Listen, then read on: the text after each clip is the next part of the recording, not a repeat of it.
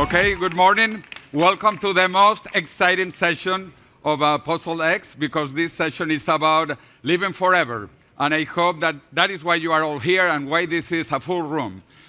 This session, we are moving, as you saw, into the biological revolution. We are going to have all of this in the morning. And we have three fantastic experts. So let me introduce them briefly. One is Aubrey de Grey, Dr. Aubrey de Grey from England, even though now he's based in the USA in California. So please, welcome to Aubrey de Grey, who just founded a new foundation which is called Longevity Escape Velocity Foundation. We will talk about that, Longevity Escape Velocity. So he's a biogerontologist who studied before computer science, and now he is working on ending aging, curing aging, reversing aging. So the second person we have here, actually, this is a misnomer here. It is my colleague, a medical doctor from Mexico, José Navarro Betancourt. He's a medical doctor who studied in Canada in McGill University in Montreal. A fantastic medical doctor. So José, like me. And then now we go to Italy, and we have Generoso Ianniciello, who is the international director from Dante Genomics, very Italian, Dante Alighieri, giving us immortality. So I am really excited to be moderating this panel, and let me welcome you. After we finish this panel, I will do a fireside chat with Aubrey de Grey in the stage in front, which is called the Agora. So from here, if you want to live forever, continue with us, and you will be free to ask many more questions to Aubrey de Grey. Well, we had sessions about artificial intelligence technology and how fast the world is moving. I want to tell it to you because I studied at MIT. When I went to MIT, I began programming with this. IBM punch cards. This is basically 1K of memory. This is 10 by 100. There were different sizes, but 10 by 100, how much is 10 by 100? Lawyers, please, 10 by 100? 1,000. This was 1K of memory, mechanical memory. But once you made holes, you couldn't change it. So the first electromagnetic memories were invented. This is the first generation, and you also had 1K of memory. But this 1K could be erased, and actually was better, and it had one little hole in the middle. But 40 years ago, we had 1K mechanical and 1K electromagnetic. As we say in Spanish, 1K plus 1K makes 1 caca. 1 caca of memory. So we moved from 1 caca to this, smaller, which was 512 cacas. And then to this, to 1.4 mega, and I have a pen drive here of 1 terabyte. So in the last 40 years, we have gone from 1 caca to 1 terabyte. And this is only accelerating. It continues following Moore's law. So this is just to set the stage, because we are going to see the most incredible changes in biology. Now that biology has been sequenced, we have the genome sequenced. This is moving exponentially faster than Moore's law. You know Moore's law? Moore's law is nothing compared to what is happening in biology. So I want my three experts to introduce themselves for 1 minute, and then I will begin with some questions. So, dear Aubrey, tell me who you are. Thank you, Jose.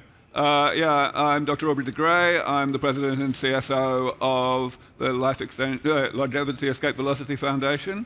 And I've been studying the biology of aging for more than 25 years.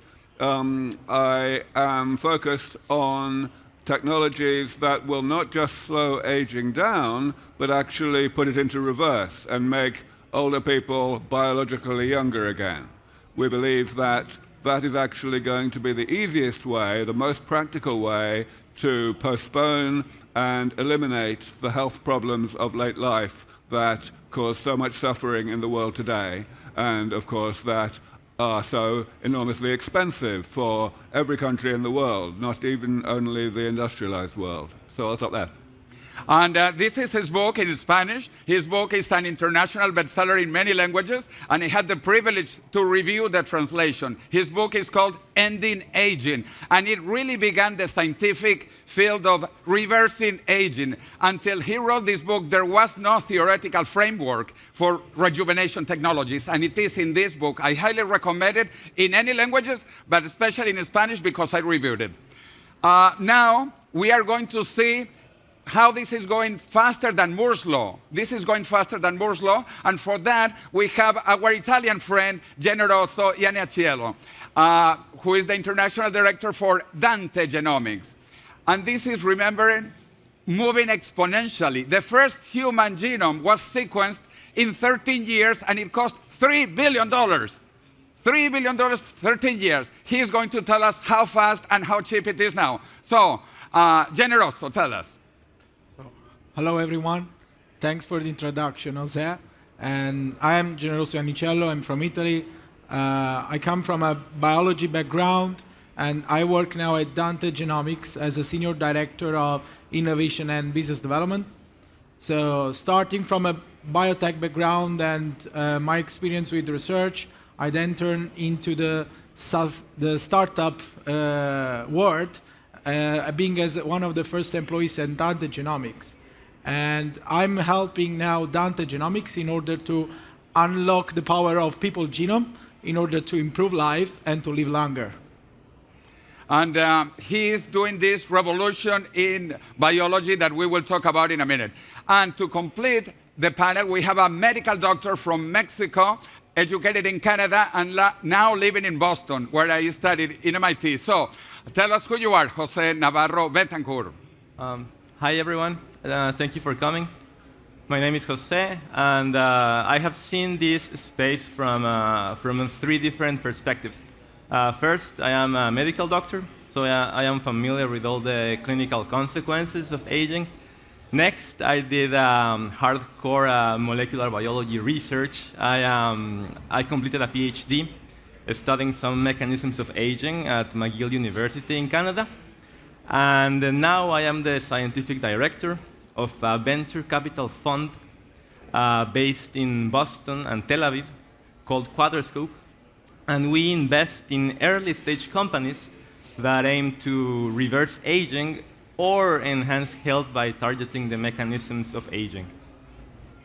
Okay, now that you know this fantastic panel of 3 experts in different areas from 3 countries who all came here to Barcelona to talk about this, let's begin with the first question, which is the title of this panel. Will you want to live forever? Aubrey, you are the first. I have no idea how long I want to live, and I don't think anybody should have an opinion about that. I think that the focus of what we do should always be to keep people healthy for as long as we can, however long ago they were born. And that means using the technology we have today to develop the next generation of these technologies to keep people healthier than they are today, to progressively rejuvenate people so that they can decide how long they want to live. I don't think about how long I want to live. Generoso. Absolutely, yeah. I believe that having the possibility today to think about living forever is an amazing privilege. And if possible, yes, I would love to live forever. First of all, I would love to take proactive actions in order to manage my health and being as much as longevous as possible, and work in a proactive manner towards eliminating the direct causes of mortality while we get to the point where we can all live all forever. And José? Well, I would like to live for as long as I'm healthy. I would like, and I would like my loved ones to also be able to have this opportunity. So yeah, I want to live as much as possible. Okay, now that we have sequenced the genome, and we can find also the genome of mutant cancer cells that become biologically immortal. I don't know if you knew this, but cancer cells are mutant cells that do not age. Cancer cells stopped biological aging. That is why we need to kill them, because they don't die. They keep on growing and reproducing. So we need to kill cancer cells because they discovered how not to age. So, and they didn't go to MIT like me, or to Cambridge like Aubrey, or to McGill University, or to any university. But cancer cells discover how to stop aging. So, Aubrey, what are we going to learn from cancer and genome sequencing? Well, let me answer the cancer question first.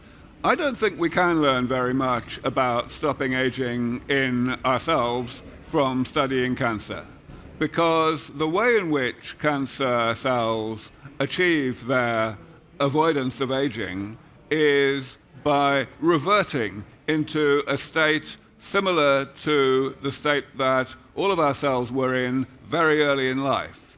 And that is not what we want our cells to do. When we reach adulthood, we don't want to carry on growing. We don't want our organs to carry on growing. We need to let these cells do what they have evolved to do, which is to keep us alive. The things that we do need to do in order to avoid aging are very different from the things that cancer cells do. What we can learn from genome sequencing, however, very different matter. Certainly, the better we get at genome sequencing, the more powerful will be our methods for eliminating cancer, because, of course, cancer cells have mutations that can be used to identify them. And there are many other things that we can do with cheap genome sequencing to identify, for example, the hereditary basis for certain aspects of aging. So yes, this is a very, very important technology. Actually, Aubrey de Grey talks about the 7 damages in his book, Ending Aging, or in Spanish, El fin del envejecimiento. So he talks about this, so I highly recommend his book. In Spanish, better, but it is original in English. So, Generoso, now that we can sequence the genome, and it is not $3 billion and not 13 years, how fast you can do it, how cheap, and what we can learn about this for cancer and other diseases? So thank you. And so in order to tell you the power of the genome, let me tell you a story of one of our customers. Let me tell you the story about Mark. So Mark is in his 40s, and he's always been healthy, and he's always been interested into longevity. So one day, Mark discovered the possibility to get access to his full genome scan for medical purposes. And immediately, he decided to purchase his whole genome sequencing test with Dante Genomics for $400. And he received his kit, and in 4 weeks, he was able to receive his full report. And so when Mark received the report pointed him to a diagnosis. So he was not expecting that. He was healthy, but the report pointed him to a diagnosis. And the diagnosis was a diagnosis of Brugada syndrome. So Brugada syndrome is a silent cardiovascular disease, which is silent, but it's a direct cause of mortality because of sudden heart attack. And so when he discovered that, at the beginning he was a bit shocked. But thankfully, that disease was clinically actionable. And so Mark, together with his doctor, were able to plan for the installation of a device in his chest, which now is enabling him to live a healthy life, to have no limitation to do any sport activities, and he is happy, and he thanks Dante Genomics for enabling him access to this technology at a cheap price with high-quality clinical-grade information, which he found out being very, very powerful. Well, this is similar to what Angelina Jolie discovered about breast cancer after sequencing her genome. So this is very applicable. And you, my dear Mexican, Canadian, American medical doctor, tell me about the genome, you, and the future of health. Yeah, I guess what Generoso said, genome sequencing will assist in personalized medicine. And it will complement all other biomarkers like epigenetics, transcriptomics, metabolomics. And the idea is to have a complete profile of your physiology at this point in time and be able to diagnose diseases and to predict outcomes in the future for personalized medicine, I think. Wonderful. So let me introduce another book of one of my dear friends, mentors, and former boss, Ray Kurzweil, who is very famous because of the singularity and immortality by the year 2045. This is his previous book, again in Spanish, Why in Spanish? Because I read the prologue of the Spanish edition. But the book is fantastic. It's How to Create a Mind. And he talks about how to create a mind. And then he just sent me the manuscript of his new book that will be published next summer. The book is called The Singularity is Nearer. The Singularity is Nearer. And he keeps 2 magic dates. 2 magic dates. So I want to ask you about the 2 magic dates of my friend Ray Kurzweil that we want to bring to Spain next year after he comes with the book in English and hopefully in Spanish. So what are those 2 dates? He talks about 2029. In 2029, 2 things will happen. We will pass the Alan Turing test, and you will not know anymore if you are talking to a machine or to a human. In fact, do you know if I am a human? Well, in 2029, you will not be able to know anymore. But he also talks about reaching longevity escape velocity, which is a term coined by Aubrey de Grey. And his new foundation is called Longevity Escape Velocity Foundation. Very appropriate. So Ray Kurzweil says that by 2029 to 2030, if you make it by December 31st, 2030, you will reach longevity escape velocity, which means that for every year you survive, you gain a little bit over a year and more. So basically, you will become almost biologically immortal because you will live long enough to live forever. So that is 2029, 2030. The second day that he talks about in his book, The Singularity is Nearer, and that he has kept this date for 4 decades. So this is not like yesterday he wrote them. He talks about the singularity and immortality via rejuvenation technologies. So this will be in the year 2045. We reach the singularity and we reach immortality through biological rejuvenation. So, Aubrey, what is your take on those magic dates? Well, actually, I have become a little confused about the difference between what Ray says will happen in terms of combating aging in 2030 and what he says will happen in 2045. Because rejuvenation. 2045 is rejuvenation, full, fast. Yeah, you can't get longevity escape velocity without having rejuvenation. A little bit. So I think the way I think about how things are going to go is pretty much the same as what Ray thinks. I think that somewhere between those 2 dates, perhaps in the late 2030s, so maybe 15 years from now, we have a good chance, at least a 50-50 chance, of reaching longevity escape velocity via the implementation of numerous rejuvenation technologies of the sort that we are already working on. So yeah, I'm basically in agreement with Ray. Just say quickly, what is Longevity Escape Velocity Foundation? Yeah, so the foundation is working on what I think of as the end game of rejuvenation. For the past 20 years, I've been working on various technologies to repair the damage at the molecular and cellular level that the body does to itself throughout life. And repairing those things is what rejuvenation is. It took a long time for people to start using the word in that way. Historically, it was more connected to, cosmetics. But now, that is the way that scientists use the word rejuvenation. And there's some way to go. Eventually, we want to get, as José said, to the point where we are repairing this damage faster than the body is generating that damage. And that is what longevity escape velocity is about. So that's why it makes sense to have my foundation have that name. Beautiful. And I admire all you are doing, Aubrey, and I love the name, Longevity Escape Velocity Foundation. And you, Generoso, what do you think of 2029 and 2045?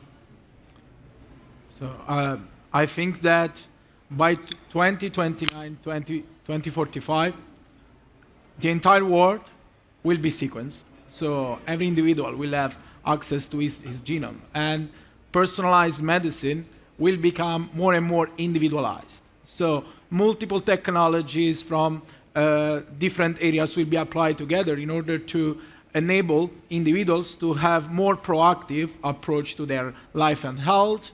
And data will become extremely relevant and important for personalized approaches to day-to-day and to prevention. Wonderful. And my doctor, José. Well, everything is possible in biology. There are tons of very talented people working on this. To date, no single treatment is able to do true rejuvenation, but possibly the way to reach those goals is through combination of treatments. And that might happen between the two dates that you mentioned. Fantastic. So we truly live in exciting times.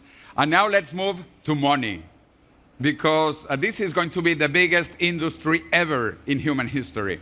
Actually, when I graduated from MIT, I began working in the energy industry, in fossil fuels. Then I reconverted into renewable energy, which is what I did at Singularity University. I'm the founding energy faculty of renewable solar energy. At that time, 20 years ago, the biggest industry in the world was the energy industry. You know, Shell, Exxon, Texaco, British Petroleum, all the companies, the biggest companies in the world were energy companies. Even here in Spain, Repsol. Right now, the biggest companies are information technology companies. We have obviously Google, Facebook, Apple, in China, Baidu, et cetera, et cetera. But in the next 20 years, we are moving not just from energy into IT, we are moving into biotech. And this will be the biggest industry in the world. And now there are incredible investments, as you probably know.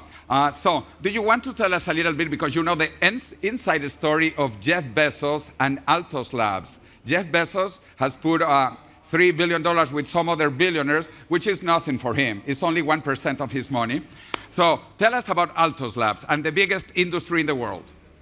Yes, Altos Labs is definitely one of the biggest steps forward that we have seen in rejuvenation technologies and the longevity field over the past year or two.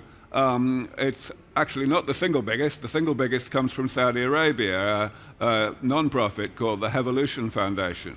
But yeah, these are really good signs showing that people who are paying attention to the technology of the future and who have made a great deal of money by paying attention in the recent past have actually seen what's coming and have decided what they want to do to contribute to it and perhaps to make a lot more money as a result.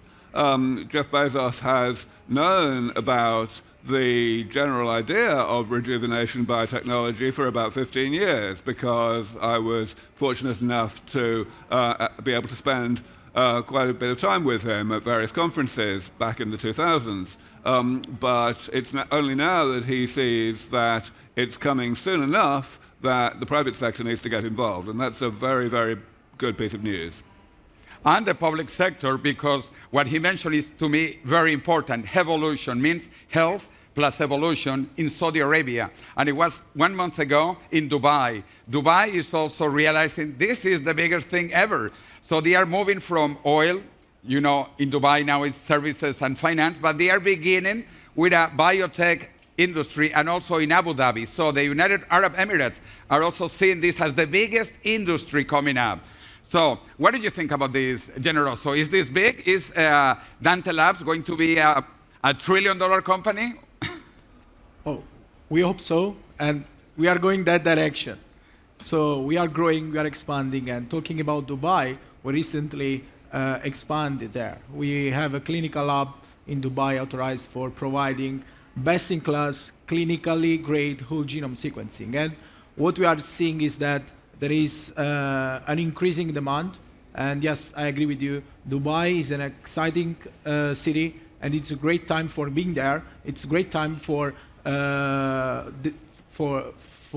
innovation and research and development in the Middle East. And being in Dubai, it's a great choice. And I visited his lab in Dubai last month, and I thought it is fantastic what they are doing. So it's really exciting what we are going to see in the next few years. So tell us, because we're talking about money, and you are also an venture capital capital fund. So tell us.